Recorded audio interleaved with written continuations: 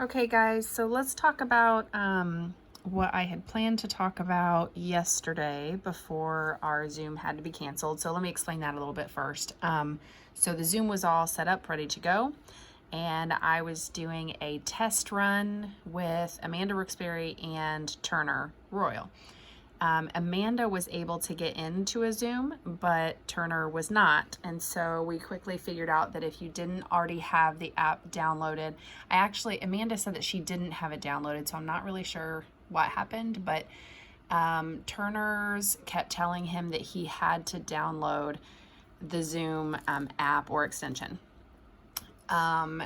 And then when he tried to do that, it wouldn't let him. So I contacted Derek, and then that's when I found out that in order to do Zoom, according to Zoom's guidelines, if you are under the age of 18, you have to have parental consent. And since not all of my students are over 18, I couldn't use it because of that.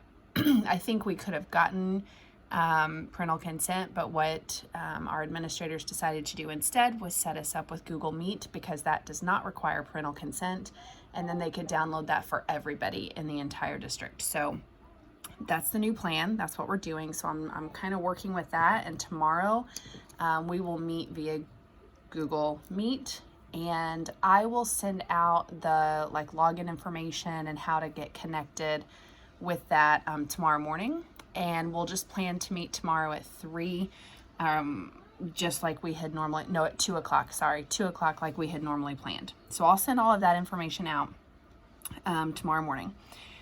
So what I would like for you to do in the meantime is what I had planned to do yesterday, which was just to talk a little bit more about Chapter 7, just to make sure that you remember what we were talking about before we move on to Chapter 8. So in Chapter 7, as far as an exam goes, the exam consisted of this one question, and that's it. So this one question obviously encompasses a lot of different things. So I want to make sure that you remember all of these things. So let's just go through this problem real quick. So the problem is Sports R Us manufactures basketball shoes. They make two models, the Dunk and the Flyer. So if you look down here where it says define your variables, X was the number of dunks, pairs of dunks, and Y is the number of pairs of flyers. So that just makes sense. When you go back up though, it says each pair of dunks requires 6 ounces of leather, 0.6 square feet of nylon, 10 ounces of rubber, and 7 minutes of labor. So what I did in this case was I created a table. I just feel like that's how my mind works, and that's how we were doing it previously in class. So let me show you my table that I created. I said, okay, dunks, and there was a category for leather, nylon, rubber, and labor. So that's all of those. And I put the unit above each of those because later when they give us the total, those units do not necessarily match up. So we need to be careful with that. So then I continued with the next one. So each pair of flyers, and they gave us all of the specifics on it for leather and nylon and rubber and labor. Then it says the manufacturer has 20 pounds of leather, 150 square feet of nylon, 50 pounds of rubber, and 20 hours of labor available. So that's all of the materials that are available to them. So we can't go more than that.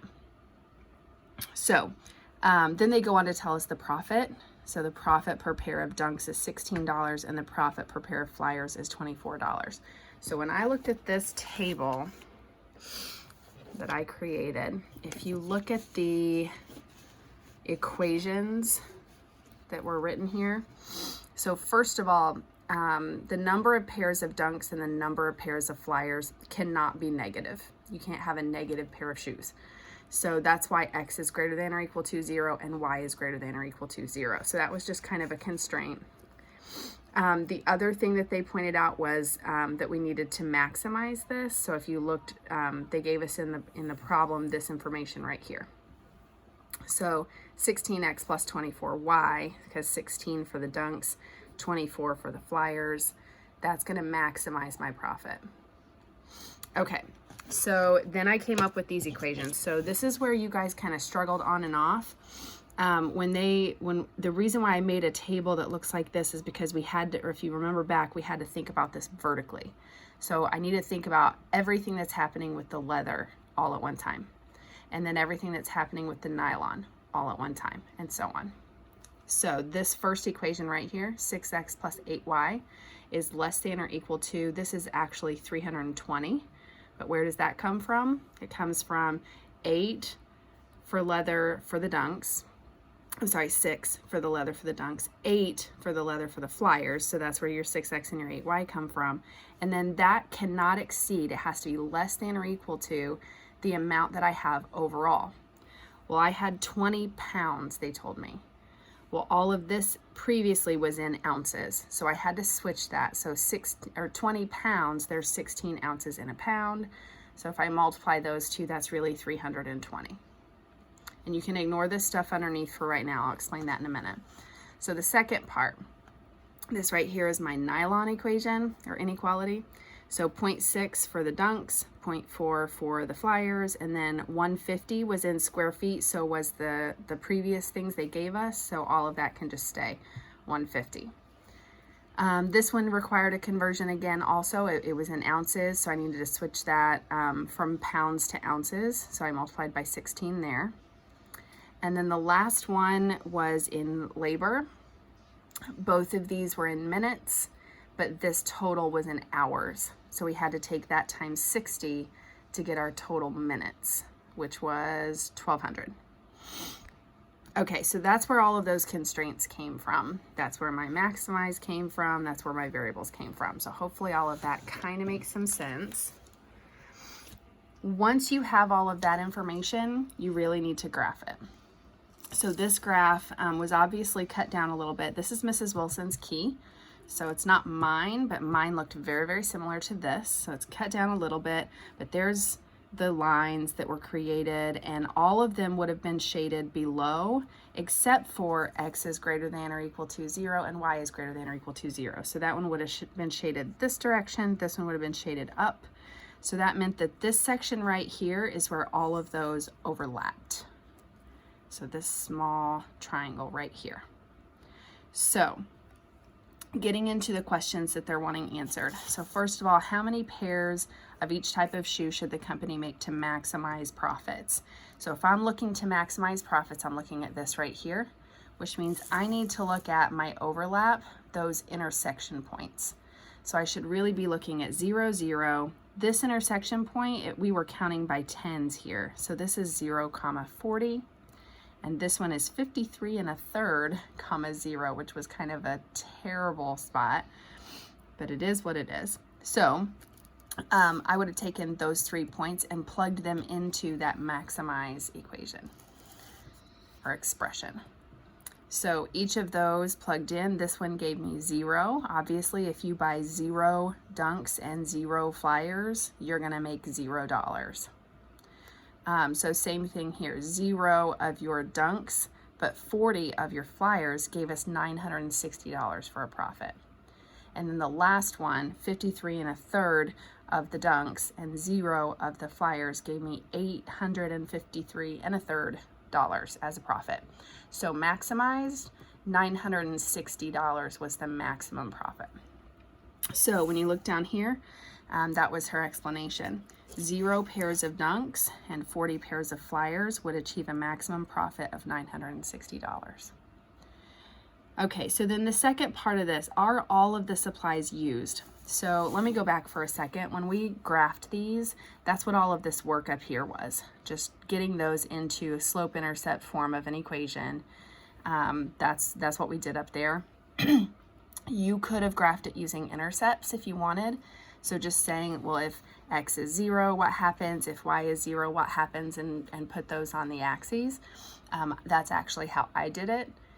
Just because I didn't really need an intersection between these lines, I needed an intersection between this line and my axes. So it just was easier for me to do intercepts. That's just what I did. Okay, so down here where it says, are all of the supplies used, and explain. So basically, here's what you can do in that case. if they want to know are all of the supplies used, figure out how much of each you were using. So if I had 0 pairs of dunks and 40 pairs of flyers, when I look at this table, I'm not going to have any leather used for the dunks. I'm not going to have any materials at all or labor used for the dunks because it was 0. All of these are going to be times 40 because I had 40 pairs of flyers.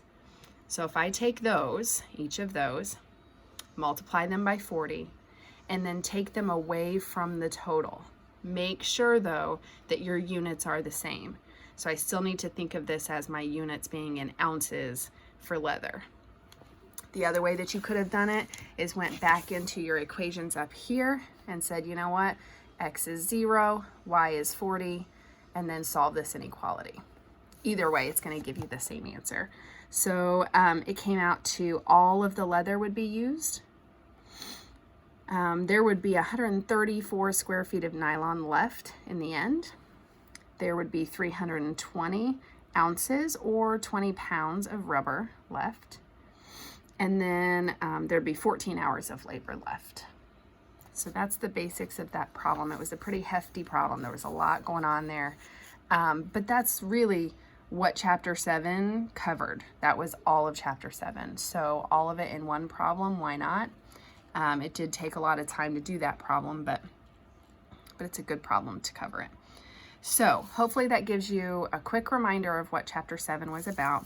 We will start chapter 8 tomorrow in our Google Meet lesson. I'm hoping I can still have all the features that I would have had in Zoom. So we'll just cross that bridge when we get there, and I will see you guys tomorrow. Thanks.